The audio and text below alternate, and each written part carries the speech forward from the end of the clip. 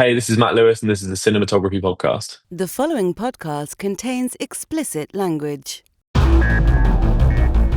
You're listening to the Cinematography podcast presented by Hot Rod Cameras, a program about the art, craft, and philosophy of the moving image and the people who make it happen. Coming to you from the world headquarters of Hot Rod Cameras in Hollywood, California, are your hosts, Ben Rock and Ilya Friedman. Hey, Ilya. Hey, Ben Rock. How you doing?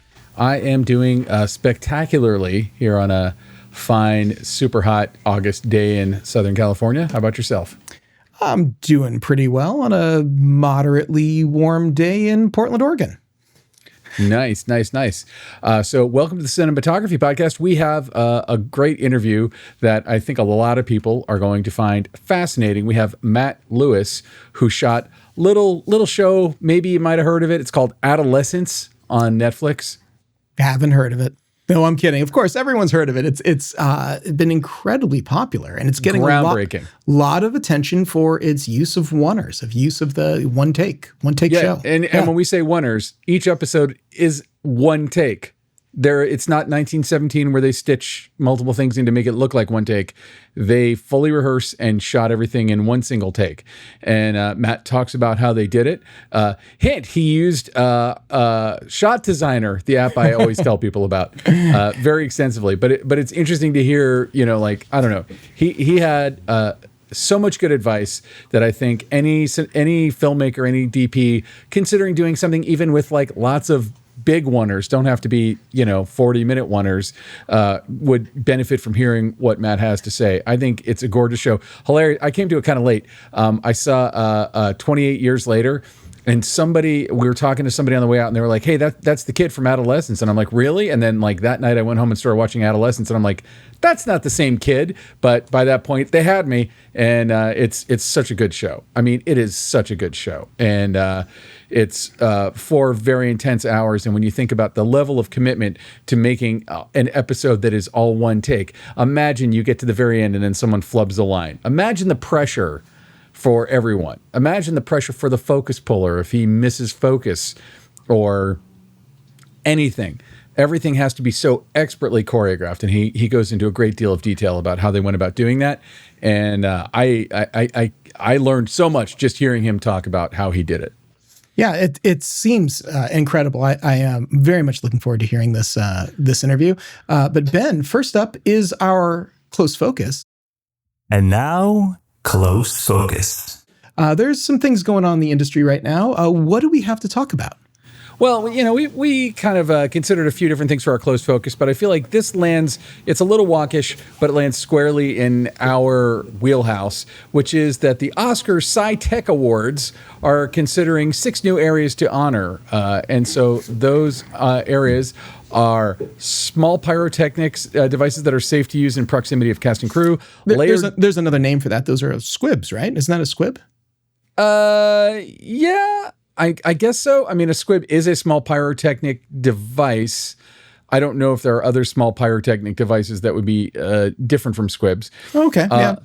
Layered shading systems for computer-generated imagery, software suites for stop-motion photography, systems for custom art styles in animated features, automated speech restoration tools, and sound auto assembly software. So I don't know that you and I have like strong opinions about any of this, but I think it's interesting to see what the Sci-Tech Awards are tracking.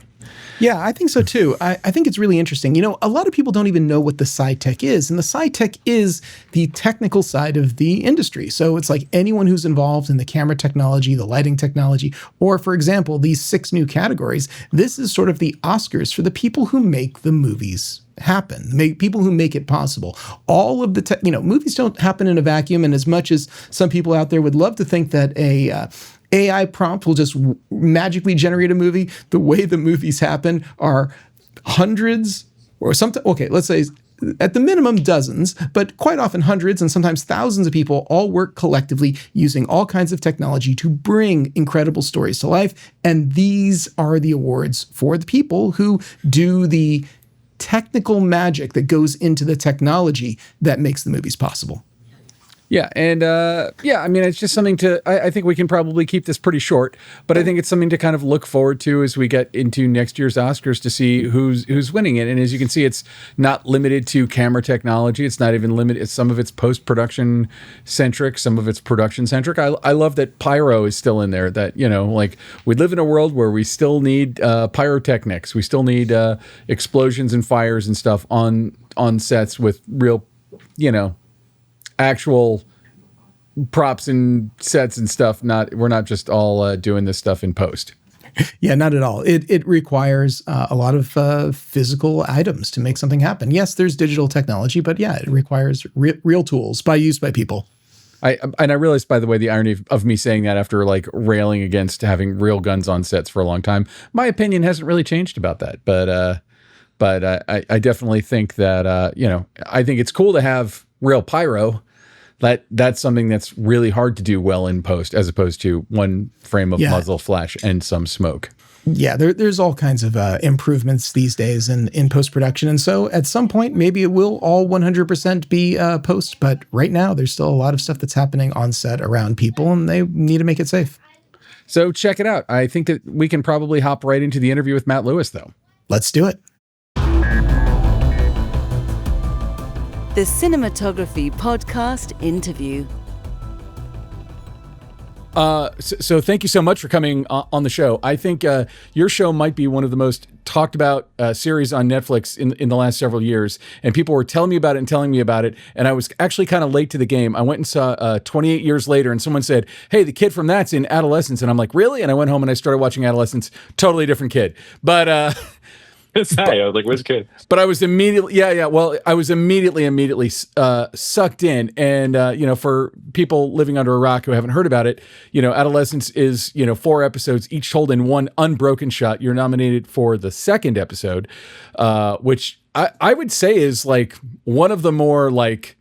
I mean this as a compliment, but like all over the place. It throws every technique in the world at us as viewers.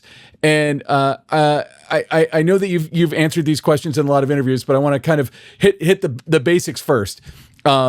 When was it told to you that this show was going to be done in one continuous take, and it's not a 1917 style, we're going to make it look like one continuous take kind of a shooting style, but each episode is actually one continuous take, and if someone screws up their line on the last line, you start over?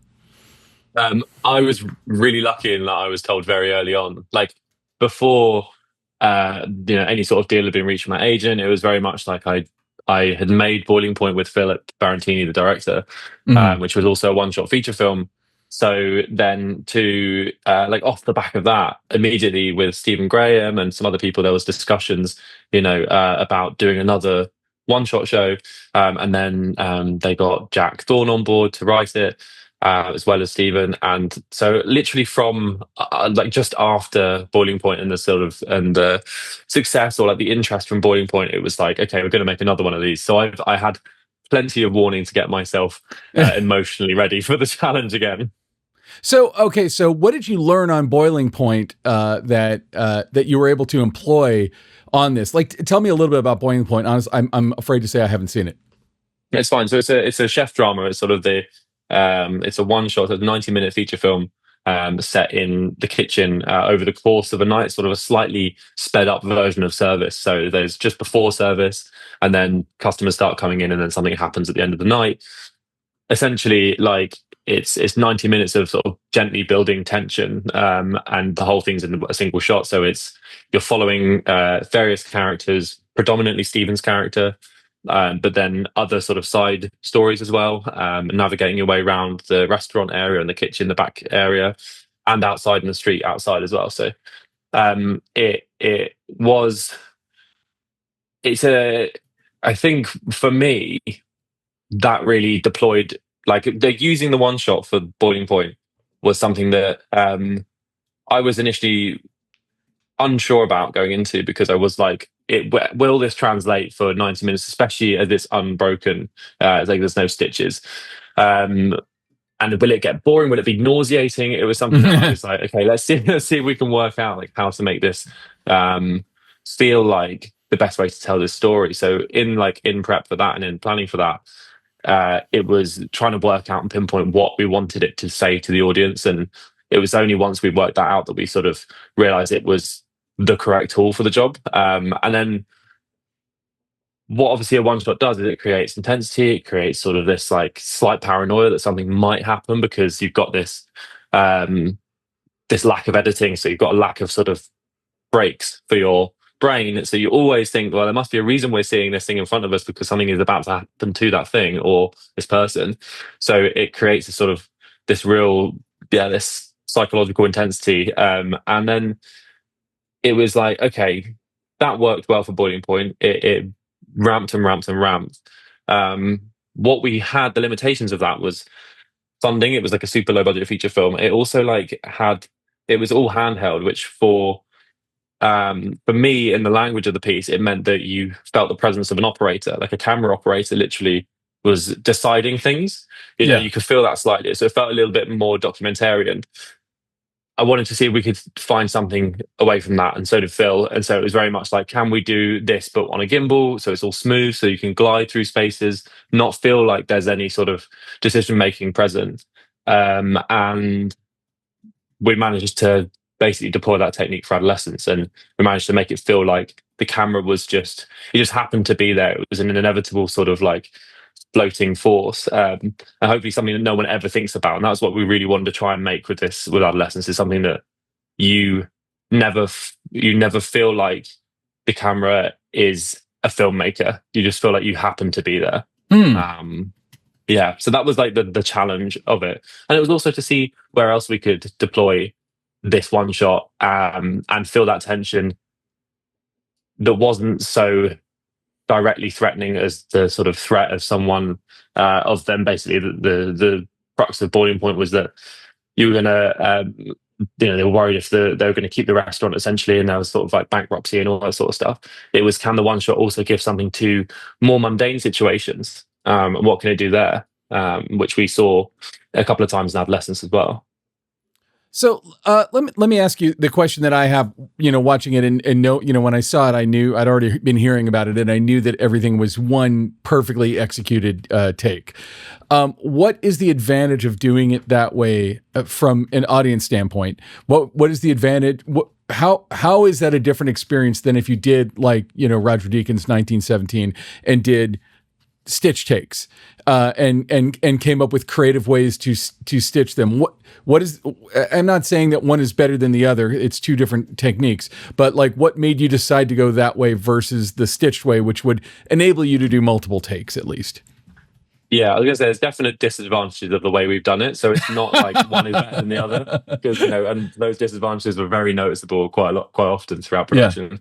But I think the advantage of something that you can feel as an audience member is that it feels that bit more immersive. I think that's through performance, because so much of what the actors are doing, they're like living this experience. Yeah, very much in the same way that you get that in theatre. Is they're living this 60-minute piece, and they've got no moment of knowing, in a couple of minutes we're going to cut cameras and we're going to like go again on something like, they get no break from the moment you call roll to the moment you call cut. No one has a break unless they're done with their scenes in the episode. And that, like, once we're in it till the end. So I think it creates a determination. Like, so otherwise, we've basically got 2 attempts a day. So if you mess up those 2 attempts, you're waiting until tomorrow. It's not like you can be like, all right, we've got 20 minutes of this, and then we're going to reset and go 20 minutes again. Yeah. The resets were so big. So it forces a kind of energy on set, which is really palpable when you're there. And I think that also translates into the piece. We tried to make sure that the doing it for a one shot, a true one shot, wasn't a sort of any sort of flex. We wanted to try and see if, by stripping back and actually kind of not having those opportunities to cut camera and then change the camera technique and do something like more dynamic each section, because it had to be more stripped back, it ends up focusing more on the story. By stripping back are almost like our options. Like, we had to be on the ground with characters that whole time. You ended up trimming out any of the kind of bluff and the kind of flamboyance that you could add to a story. So it very much became very story centric, I think, because of its limitations as well. Mm-hmm. No, that's a really interesting way to think about it. And, like, obviously I really want to get into the logistics of it, because so much of it I think is a logistical puzzle for you. Um, and I actually want to start with the script. I assume the script has to be written with this technique in mind, because as I'm watching episodes, I'm seeing moments where we're with one character and then it clearly hands off to another character, and then stays with them. Like, you obviously, like, any script that wasn't going to be done with this kind of a technique could cut back and forth between locations, but everything had to kind of live in one room. And if you were like, okay, so we want to be in the school auditorium, well, you weren't in the auditorium, we want to be in the school office and we need to get to the classroom, and then we have to go through the window out of the classroom.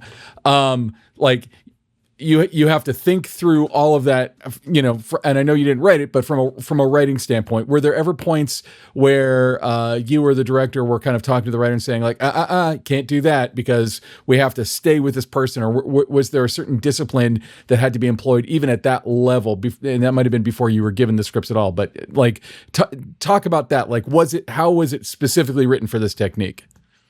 So we're very lucky in that Jack and Stephen both understood the requirements of a one shot, and the fact that you're limited to space time. Like, you're not able to jump about to different locations. You can't float through a wall. I guess we went through you kind of did. you Yeah. can't yeah, you're still mostly within the rules of physics. And that they understood that, like, from the get-go. So there wasn't too much that was needed to change dramatically in the scripts when we got them, in order to make it work on set.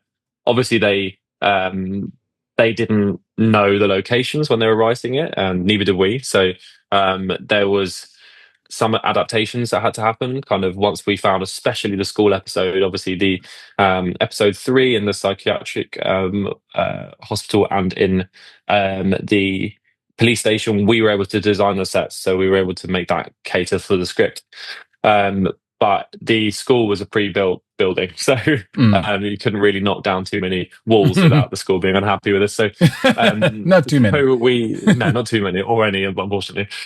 So we were, limited by that geography, and there was originally we were going to use this whole other block of the school, like this whole other section, and there was basically not enough dialogue written for the walk and talk to get us to that next place. So only about like 2 weeks out, or if that, maybe a week away from shooting that episode, we had to essentially get rid of half of our location, which we'd already started like planning pre-lighting and planning sort of like art department went in and painted all the walls. So unfortunately there was loads of work done for it, but we couldn't make it work with the script. There was not enough meat on the bones to get us to that point without it feeling like we were just padding out that section. So we had to cull half of our location, but thankfully with Jack and Stephen and me and Phil, there's quite a good sort of two-way stream. Like, the dialogue is really good; it goes both ways. So we were able to inform them of what we had on set and what the limitations were with our locations, and they were able to make little adjustments as well. And even stuff like the details of the layout of the house, which room we'd come to first as the police do the raid, all that sort of stuff. They were able to sort of write all that in as we went, and Jack would come sometimes and visit set. I think it was for about 3 days in the middle week of rehearsals to sit down and see where we got to, and what changes need to be made, just so that everyone's reading off the same page, and make those changes. So yeah, we were very lucky that collaboration was strong. So at what point does camera blocking come into play here? Because, you're every actor's blocking is essential, but so is yours. And, if a character is going to have a giant meltdown, like the kid does in episode 3 or whatever, like, you've got to be ready for that framing. And, in this episode, there's action sequences and stuff. Like, it's a pretty active episode, the one you're nominated for. And so at what point do you come in? I mean, like, are you thinking about camera blocking before you see the actors blocked? Are you and the director working through camera blocking with the actor blocking? Like, it's such a dance, and you have to be as exact and precise as anybody else. Yeah. So every single pan or step that camera takes is choreographed. Like, there's very little room for sort of working it out in the moment. There's a couple of examples where it did happen, and we ended up sort of then writing that into the choreography for next time type thing, where like something would change or whatever. But it was very pre-planned. I think basically every episode apart from episode 3, I had a map of the way the camera was going to move before any of the cast arrived, and before we started rehearsals, which sounds really limiting. There's always room for play within that, but ultimately we're creating a route, a path through a space. So there's only a certain way you can do that, and it all connect together. If you start moving one piece, then you can't get from that piece to the next one suddenly, and you've got all these sort of checkpoints to reach, all these story bullet points to reach. So I would come in with a very overbearing plan, I guess. But it meant that we had like this foundation to work off of, and me and Phil had worked on that already. And then when we get there with the cast, we're saying like, right, this is how we are looking to move through this space. This is how the camera wants to travel through the space in relation to what we think you guys should do. Have a play with it. Let's see if it works. And there'll always be little adjustments that change as we went through that process. Like how we move through the house at the beginning of episode 4, when we come from the shed into the house, into the kitchen, then we go through the lounge, and then we come on in and upstairs to Amelie, and then back down. Like all of that stuff, we had the route, but it changed in various ways, and the direction that the camera turned changed in various ways as well. So there was lots of room for things to adapt within this sort of rigid path. But episode 3 was particularly tricky because so much of the way the camera moved was based off of very sort of particular nuances in the performances. Yeah. Like, it was a real sort of terrifying creative challenge coming into that episode in particular, because one shot is notoriously good when there's movement, and the camera is always progressing. You think of any one shot, and the thing that works best is movement. You think of Birdman, you think of 1917, you think all of these movies, Victoria, like all of them, there's a sense of travel and sort of like this path, this journey, so that there's also it creates like a level of interest. There's nothing being repeated too often, all that sort of stuff. So when I read episode 3, I was like, oh god, how do we deal with the fact that there's 2 people sat at a table for basically 40 minutes of this piece? And so my plan for that was the weakest of all the episodes coming in, just because I was trying to brainstorm like. When you say weakest, you mean the least specific. You mean you hadn't like the least specific. So I had mapped out the coming in from the entrance, when she goes to the elevator, when she gets to the room, and then when she goes and get coffee and goes into the security room. All of those beats I'd mapped out, and I sort of worked out the way in which the camera can turn potentially in these spaces. But then within that central room where the interview takes place, I was kind of like, I had ideas for the way the camera would move. But until I was there with Phil and we were doing like they were blocking and they were starting to perform, that was only when I started to really be able to lock in like the exact rhythm that the camera could travel in. And sort of, I knew that I wanted to keep spiraling in one direction, because then that created the sense of progression in one direction, and then when we start turning back the other way at the very end, it sort of signified a change in power dynamic between them. And I thought that was quite a nice way to tell the story of the piece. So it predominantly always goes one way. I knew in my head how I could get into a close up on someone, because like pushing in a one shot is always easier than pulling out. If I'm looking at like a mid on someone and I push into them and I see sort of a close up of their face, that aligns with the intensity of a one shot, so it always feels correct. Like you're always ramping up, you're built, the kettle is boiling and you're sort of getting to that point. If I started to then like walk backwards, it sort of diffuses tension and it feels like the end of a scene. Like if you, like from a sort of cinematic language perspective, anytime the camera sort of really properly walks away from someone, it's kind of because it's the end of a scene, or I don't know, something. So, or the end of the movie. So like the challenge was always how to get back out.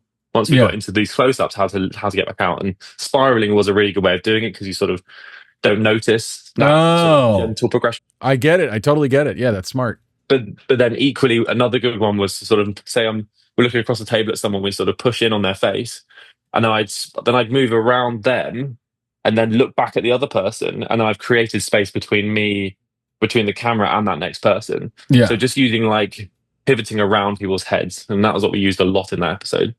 But essentially, yeah, once they were performing and you could see all these little sort of emotional like changes, all these power dynamic changes, that's where I was able to sort of properly plot the route that this was going to take around them, and where it was going to stop, who it was going to look at which time, and who it wasn't going to look at, because sometimes it was more interesting seeing someone listen than someone speak, and that was really common. Like, it was very interesting to see Erin Doherty's face when Jamie was saying something that was, or sorry, Owen was saying something that was particularly, out of character for a child, and seeing her reaction to it was really interesting. So yeah, it was all of those decisions, and they had to come about very quickly within the sort of 2 weeks we were rehearsing, to refine and get to a place where we were very happy that we'd seen it. And to be honest, like, that episode now for me is like my favorite episode. Like, I know the Emmys have got episode 2 to vote on, but I think that's because that encompassed so many techniques.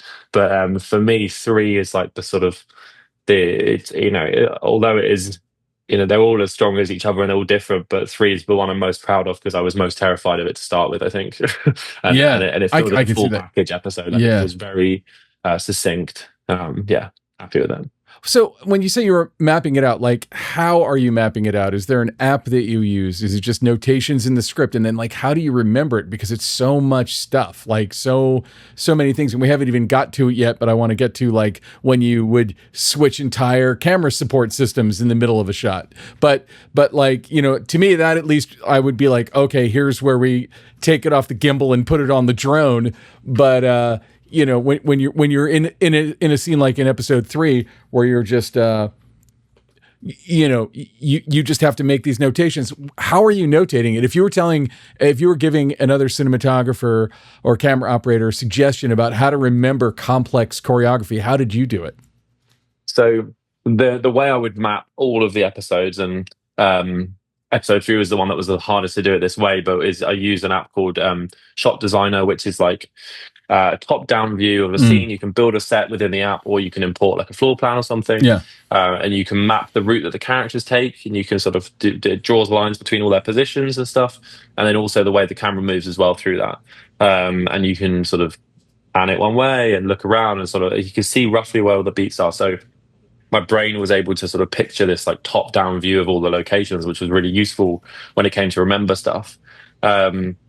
That app, you can also animate sections, or you can animate everything that you draw. So you can essentially keyframes, you can just sort of do one to the next, and it will move between the points, which was really good for showing cast the way the camera was going to move. So I'm like, here's the front door, here's the kitchen, the camera's going to come in that way, it's going to stop at the doorway and see you, and you're going to be over there. And they're like, oh yeah, cool, perfect, like amazing. Yeah. So really nice to just visualize for everyone. I know that app super well. I recommend it to everybody. Yeah. It's brilliant, and you can give that to your AD team or whoever needs to know, the location team, whoever. So that was how we drew the maps. But then remembering the moves for most of the episodes were very. It was quite a intuitive experience because the acting, like the performance and the blocking, very obviously denoted where the camera was going to go. Like one thing would trigger the next memory, almost. Like, you're in this classroom, you know that you're going to leave this way, like, and then it's just remembering that when I get out of the classroom I've got to turn that way. Like, it's just, but like where they start walking eventually, once you've done the rehearsals, where the cast start walking, that sort of also tells you where you need to be as well. Like, it's all of it's very like sort of one step will trigger the next. That was the same for episode 3, but it was really extreme because that was less blocking, more dialogue. And normally when I'm camera operating, I can sort of not switch off to the dialogue, but you're so focused on you're reading their performance, but you're not necessarily, like, for me, I'm not necessarily hearing all the words in the same way that like you do when you watch it back later. But I had to read their performance in that episode, but also hear everything, and there'd be certain keywords, and I try and make them almost like funny keywords in my head that would make me remember this next bit coming up, and you just sort of, and that would unlock that next step. So it's just trying to attach those it's like remembering a dance or something like that, I imagine. Or for them, I mean, they've got all their lines to remember, so I'm very I'm I'm not envious of their positions. Like, I could not do that. Like, I'd much rather be remembering which way the camera's got to look. But yeah, it's just and it's repetition. With the sort of fortunate thing about a one shot in this situation is you get a hell of a lot of repetition, and you get to refine stuff, and so it's easier to improve things because you get to see where it didn't work, and equally it's easier to remember stuff because you can forget stuff in rehearsal. Did you shoot all the rehearsals and then like do a post game on each one and kind of be like, hey, this part worked, that part didn't? Absolutely, we would shoot all the rehearsals just for reference, and they'd just be in the normal clothes. And initially, I would do it in sort of on my iPad or something, and just sort of walk backwards and bump into walls and stuff without, while my crew were busy, and just sort of work out like the route that way. And we'd watch it back, and we'd work out if that move was the right way to go, and all this sort of stuff. And then we pick up the camera and do it that way. And yeah, we would review it all in the evenings. Sometimes we'd have 15 notes or something. So other times we'd have 50 notes, and then you just got to try and implement them all the next day, whether it's lighting notes or little tweaks on the camera moves, or just trying to remember stuff, desperately trying to remember. There's some behind the scenes footage and different stuff going around of me sat in the corner on episode 3, just like with my laptop out with a big list of things to try and remember. I'm just staring at them, repeating them, like I know. playing back to the last one, and then being like, okay, yeah, I want to make sure I stayed on Owen for a little bit longer there. Okay, let's do that. Let's do it on the next one, and just like keep saying stuff to myself to try. Oh my God. And so you had 2 weeks to rehearse each episode before you shot? Yeah, which is obviously quite a luxury in a way. Because I mean, on Boiling Point, we only had a matter of days really to rehearse that one. And what you're rehearsing is like a theatre performance, a 3-dimensional one. So like there's plenty to do in that time. And so yeah, we organised all the episodes into 3-week blocks, 2 weeks of rehearsals, 1 week to shoot. So yeah, the first week of each of those rehearsal blocks was mainly like a sort of mainly cast and sort of blocking related week. And then we start putting a camera on it in the second week, properly kind of build it up that way, just so that you're not overlapping too much. So you're giving their creative space before the technical stuff had to come in. Yeah. But by, on some of the more complicated episodes, like episode 2, the video team, the camera team, they're all working really hard in that first week to make sure that by the second week, we're going to have any sort of picture. There's 10 transmitters to rig up onto all the roofs of all the schools, so there's all sorts of stuff to do. So yeah, there's more overlap as it got more technical.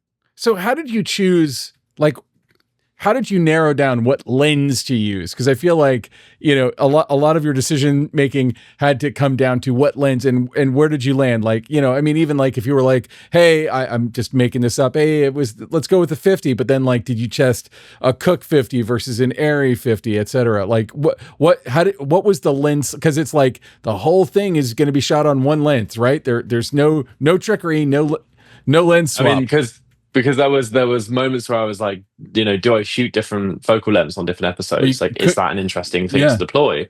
Or is it sort of misleading the audience's expectations? And would it be a weird thing to experience? So did you land on that? Is it a different lens on each episode? No, I went for the same lens on every episode. It's a 32mm Cook SP3. It's tiny little sort of lenses that they've made. Beautiful images that they create. But the camera we were using is like a camera derived gimbal, like it's all in one. It's a 4D. So oh really? 4D. Oh wow, that's great. Yeah, so there's that obviously slightly limits the number of lenses you can use because it can't take something really heavy. It can't take something heavier than I think it's 1,100 grams or something like that in total. And we also on some of those episodes needed to put a variable ND filter on the front, so that took up like 400 grams or something. So we needed a really lightweight lens, and the SP3s are 600 grams. So that was one of the options we went for. We tested it. I loved the look of the image. And then it was about, which focal length to choose. I think wider than that was a 24 maybe. And then tighter than that was a 50mm. And tried both of them. 24 might have worked, but it was a tiny bit more weirdly kind of, everything felt too rushed because you got more sense of travel, like past the lens. And it revealed more things, like it revealed where the booms needed to be. It revealed where I needed to hide some lights. and it didn't look as nice in close-ups. And then on the 50mm, it was too nauseating. Everything moved too fast the other way. Everything was like it felt too cropped. It felt too limited. I imagine focus would have been a headache on the 50 on something like this. Oh yeah, that as well. Yeah. It was a headache already. I wasn't shooting at like T5.6. It was like I was 2.8.5, I think, all the way through. And my focus puller was just phenomenal. He's an unbelievable focus puller. So yeah, very lucky there. Crazy. So the other part of it, is the lighting, where like you just kind of said about like, hiding lights. Like, you're kind of seeing the world in almost every scene you go into. You're turning around usually 360 degrees. And, I assume you had to rely a lot on practicals and outdoor kind of stuff. But like, to what degree were you able to plan the lighting, in the route? Like each episode is kind of a map and you have to follow. Completely. We planned the lighting a surprising amount, I think, because in the episodes where we had a set build, so we had our police station and the psychiatric ward, or the secure children's ward, I think it's called. Both of those gave us opportunities to build practical lighting that could also change throughout the episode. So in every room, in every scene, the lighting is changing to slightly move the key around, essentially. So we're not front lighting anyone at any time. So that happens all the way through the interview. The level, as we basically rotate around the table, there's a softbox above, and the level is slowly sort of bellowing around, so that the near side is always more shadowy than the far side. So it's just sort of gently backlit at all times. So just so that we maintain shape. And even then, like, as the camera goes past the windows behind, we bring the level of the windows down so we don't cast a shadow onto the table. So there's all sorts of like levels being tweaked throughout that episode, as well as weather changes that we put into the softbox. So at one point the sort of clouds roll in, as it were, and it gets really dark and cool, and you hear the sound of the rain. And then in the other episodes, so in episode 1, all the lighting in the police station is practically it's practical, but it's all us. Like, it's all the lighting tiles we had complete control of on DMX. Every fluorescent tube and housing was an Astera tube that we could have control of as well. Oh, cool. So we set all of the colors. So anytime there's like a couple of moments where there's a fluorescent tube that looks like it's on its last legs and it's gone a little bit purpley or a bit too green, we dialed all of those in. So that's everything that we had planned. And in the medical room, there's like titans rigged around the edge, so that, like, as we turn, there's like a little bit more backlight as well. So constant trickery going on. And then just the other episodes, very quickly, when we're outside, we're just trying to smartly use natural light. We're just trying to be clever about which direction we're looking at which time of day. Sometimes we had slightly different plans for morning and afternoon takes. We had different plans for when it was overcast and sunny, because we needed interiors to match exteriors. So we put a bit more diffusion on the lamps that are shining into our interiors when it's an overcast day. So we're just trying to be flexible. You can't fight the sun very effectively on a one shot. You are at the mercy of it, so you just have to try and be very clever with it. So yeah, there was plenty of lighting to be done, and even sometimes it would just be like, we would just be drawing the curtains in a room to just the perfect amount, so that it cut the light off the wall in the afternoon but keyed our characters nicely. And so the last scene in episode 4, we had set those curtains to like within an inch of like where they needed to be, so that at that time of day in the afternoon, where they were sat on the edge of the bed, was the perfect lighting for us. And then we even had like the wardrobe door behind us was made sure it was painted white, so that it would bounce enough of an eye light in throughout both times of day. So just trying to build in like literally what color the walls are, even, to make sure the light is where we want it to be. It's such such an amazing logistical puzzle that you solved. And I know we have to go in just a minute here, but I must ask about the changing of the camera support. Like, I didn't realize that you could put the Ronin on a drone. And I remember in that drone shot, I was watching that episode and I'm like, God damn it, it's a drone shot now. How did they do that? Like, I was blown away. That's amazing. Yeah, so the 4D became the obvious choice once I knew about the camera, because before this job I did not know about the camera. I'd somehow not, well, I'd seen it, but I hadn't, I guess, like many people, taken it particularly seriously. I think because it looks a bit funny. So I was like, it looks a bit funny, and it's not from Panasonic, it's not from Sony. it's like a prosumer camera, and I wasn't sure, and then I started, testing it and playing with it. I was like, oh my god, it's a good camera. It Not really only is. image wise, but the way it can move, it unlocks so much potential for our storytelling. Then obviously we had the task of putting on a drone. We found out that it had been done with a Ronin 2 before, hooked onto a heavy duty drone. So we found out what the docking system was for that, and essentially, copied that setup and hoped that the 4D could handle being like thrown around on the drone and the inertia that it creates when there's, it was windy where we were in Yorkshire, so it wasn't exactly the easiest ride for the drone to take. But it's very possible. We worked out which setting to put it on. As I click it into the drone, I also I change the mode on the side of the camera. I take it out of 4D mode so the neck sort of winds in, and I change the mode to FPV, so we had roll control as well.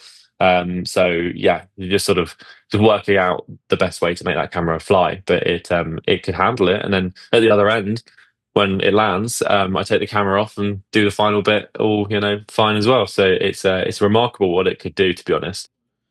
But like how like what tech, what technique, whatever did you do whenever, and not just the drone, but whenever you had to hand that camera off to a different support, how did you do it so we don't see a click of it? That's a very good point. The click was the bit that we really had to try and avoid.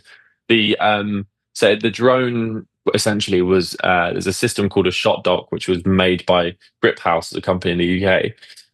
It's essentially like a ball and like a grabbing system. So there's like a sheath that pulls back, and the sort of the claw opens, and then as the spring adds tension, it locks onto this ball head that's on top of the camera. Or in fact, it was the other way around. The crown, like the claw part, was on the camera. So essentially, you're resting something into a claw and then letting go of pressure on a lever on the drone, which then actuated the claw and just sort of gripped it. So there was no click, which was the bit we were super scared of. Was that if there was a little mounting moment where the image lifted up, you'd feel it. But essentially, it was 50-50. The drone coming down to me and the camera coming up to the drone and sort of sitting into that space and then being locked. And then the convoy in episode 1. That the camera had to attach onto a GF8, which was on a tracking vehicle. So that's a jib that was like flying up the road.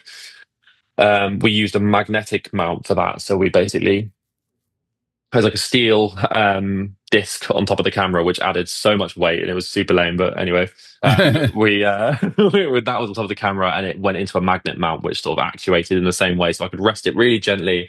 The magnet was turned on, and it would lock it in place instead of it being like a click in. So that I was imagining when you said that like a magnet would pull it up, but no, you put it there. Off. Exactly. Yeah. So just trying to limit that click, but yeah. Incredible. I mean, it's. I mean, like I think the series is an intense, emotional, brilliant experience, but your contribution to it is such an essential thing to it, and it really is like nothing I've ever seen. It's so well done from top to bottom. So and it looks great, and I mean it's one of those things where like you're not going to see anything like this again, because like outside of Russian Ark, I can't think of a movie that did well, I mean this is a TV series, but that did unbroken takes. Yeah. I think we sort of were very fortunate with our timing of releasing this, in that it was it's a time where it's technologically possible to make it, and we were the first to make it, and so it sort of caught everyone slightly by surprise. But like it was inevitable. I think someone would have made this. It's just that we were lucky with our timing that we've found that moment to sort of create something that sort of is in its own genre almost. So very, very lucky, very happy with the outcome, obviously, and I can't believe that everyone loves it as much as they do. It's really changed my life. That's for sure. It's been crazy. Is your phone ringing off the hook now? Are you? Yeah, it's been a busy couple of months. It really has. Is everyone asking for one long take things, or is it just A little bit, yeah. Yeah, I've had to make sure I do other stuff to prove that I don't just do one shots. But For real. also being known for something is better than being known for nothing. So I'm happy. I'm grateful for it. That's awesome. Well, I think that's a great place to leave it. Before we go, where can people find you online if they want to check out your work? Obviously, check out Adolescence on Netflix if you haven't already. But where else can people see your work? Yeah, my Instagram's Matt Lewis Film. So that's probably the best way to see a lot of the links to my work. I should have a website, but I think it's down at the moment. So I'm going to have to get that sorted. But it's a terrible time to not have a website. But there you go. Everything's been so busy that it's just, so. Well, that's good. Matt Lewis Film on Instagram. Busy is good. Well, Matt, thank you so much for coming on, and we can't wait to see what you do next.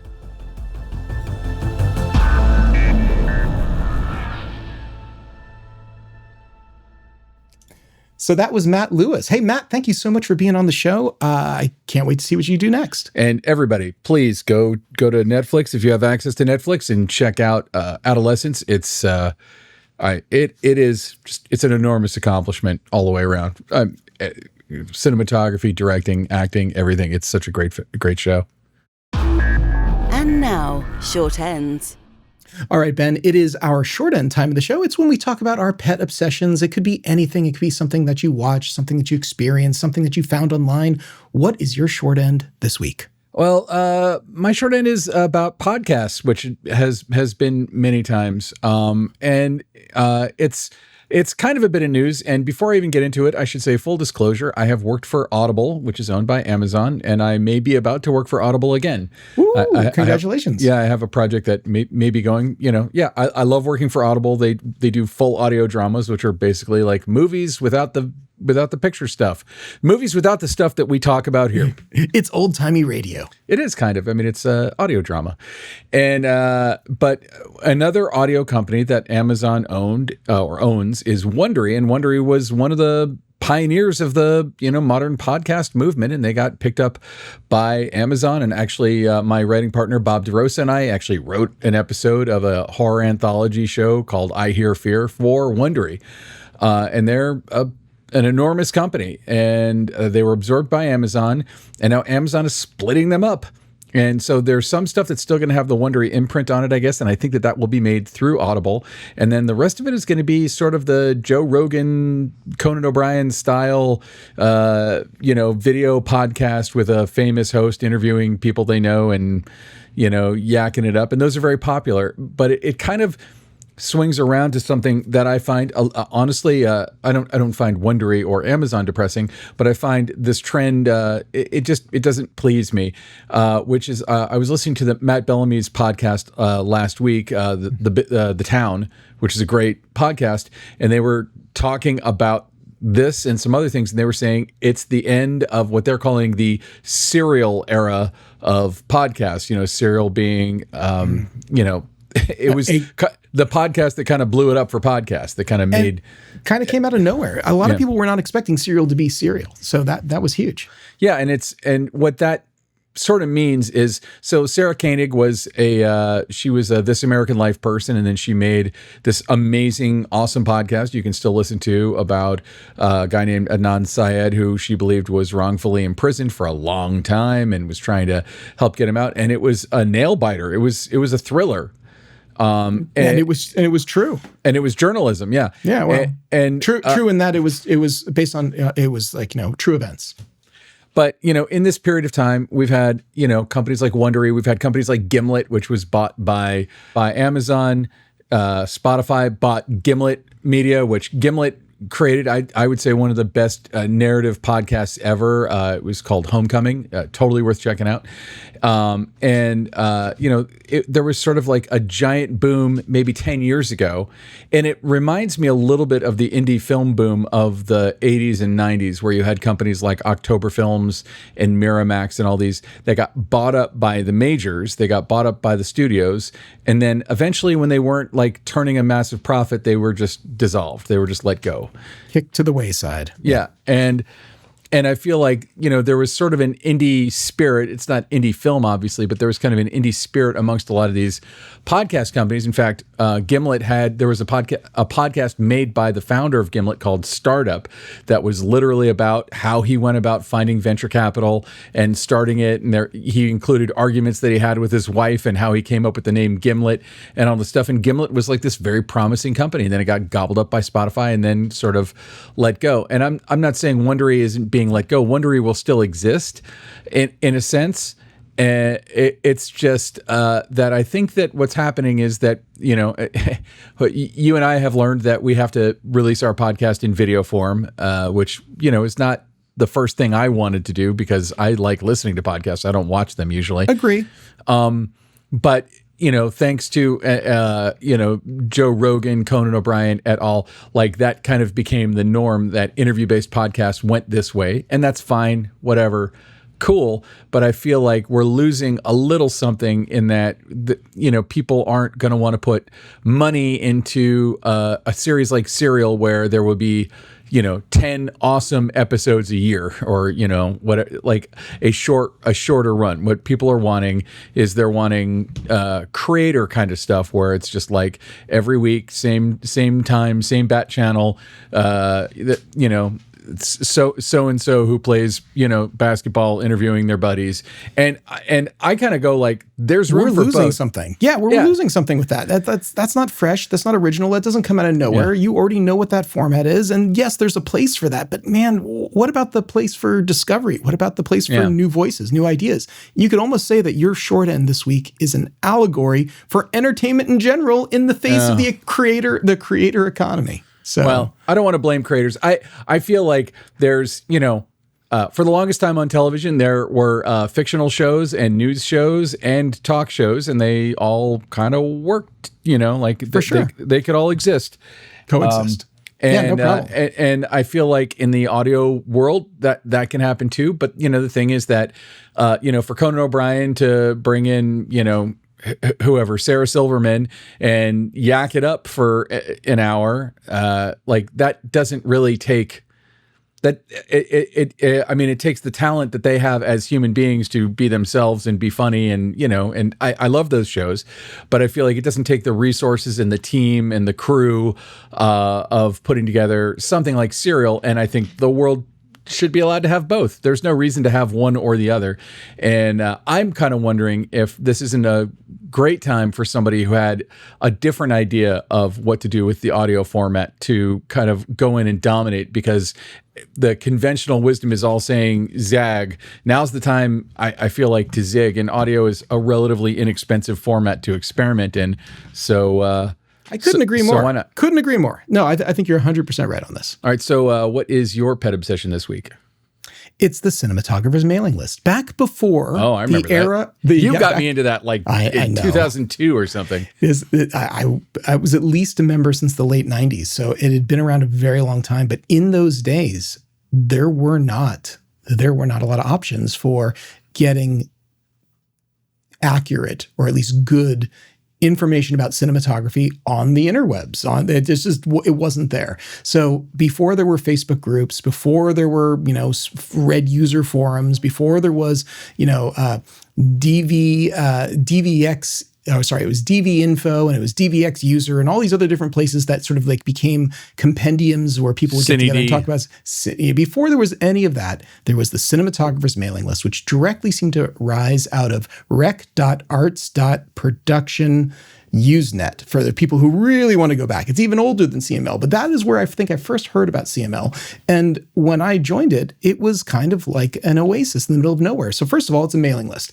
The emails would come to your inbox and you'd have to sort through the inbox. There was sort of an online interface where you could go look at it, but most people experienced it through an email. And then you replied with an email and then it went to everyone in the group.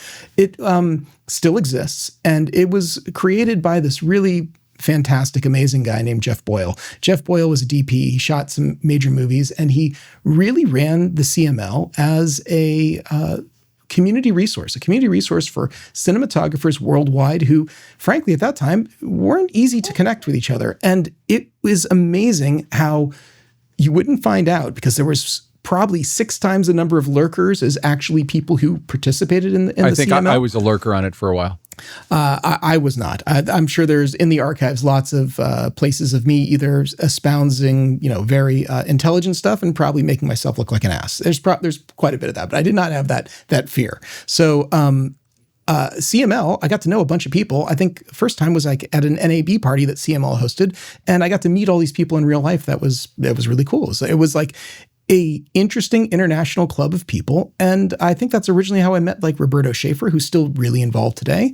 And actually, Adam Wilt and a bunch of other people who I got to work with both of them very recently because we did a lens test over at Hot Rod Cameras. As a matter of fact, the 2025 lens test for the Cinematographer's mailing list took place at Hot Rod Cameras, and we tested a lot of lenses. And I can't wait for it to come out into the real world. I mean, it's a little early and premature about me talking about it because it hasn't been edited. There hasn't been any of this stuff put together. But one of the things the CML does really, really well is provide unbiased information to the entire world. And when I was talking about the auto office replies and the lurkers, it would always stun me the number of the people at like all the big studios, the people at big universities, the people all over the world who you'd suddenly find out were lurking because someone sent an email and then they would be like, oh, I'm out of the office till Monday. And that would go to the entire mailing list, which is pretty quaint by today's standards. But man, was that cool. Anyway, Cinematographer's mailing list, really cool. It exists at cinematography.net. And I'm sure in the coming weeks and months, there will be more we post about the lens test. And I can't wait. It should be really good. That's awesome. I had no idea that it was still going on. It is. After Jeff Boyle's passing, administrative duties got split up to a number of volunteers, and they keep it going. They even have like a Wednesday Zoom meeting in the morning where people kind of just touch base. It started during the pandemic, and they keep it going, which is great. Oh, nice. Very cool. So, Ben, that just about does it for this episode. Where can people find you? You please find me at benrock.com. You can check out my reel, check out my background. Most of my socials are on there. You can also find me on LinkedIn. You can find me pretty much everywhere except TikTok. I'm not on Snapchat, but the usual ones that you'll find Gen Xers on, Facebook. I don't really do X very much. Blue Sky, that kind of thing. And LinkedIn, of course. How about yourself, Ilya? Where can people find you? Hot Rod Cameras, hotrodcameras.com. You can also find me over at LinkedIn. I got a little following over there. So, Ben, we got to thank some people who made this show possible.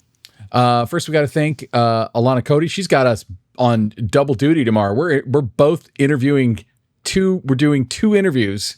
One of those interviews with 2 people. I'm excited. Tomorrow. Should be great. Yeah. Tomorrow's going to be a full day. Well, not a full day, but it'll be it'll be a day. Yeah, for sure. Probably a good hour and a half of interviews. We got to thank Charlie Nix, our fantastic editor, and last but not least, we got to thank Kays Alatrakshi, who composed all the music you hear on this podcast. You can check out his website at musicbykays.com. Subscribe to his YouTube channel, Kays Labs, on YouTube, and watch him fix synthesizers. That's perfect. And Ben, I'm going to volunteer. Thanks for tuning in. This has been the Cinematography Podcast, presented by Hot Rod Cameras. Find your next camera, lens, or accessory on the web at hotrodcameras.com. Don't forget to subscribe to our show on iTunes and connect with us on Facebook and Twitter. Thanks for listening.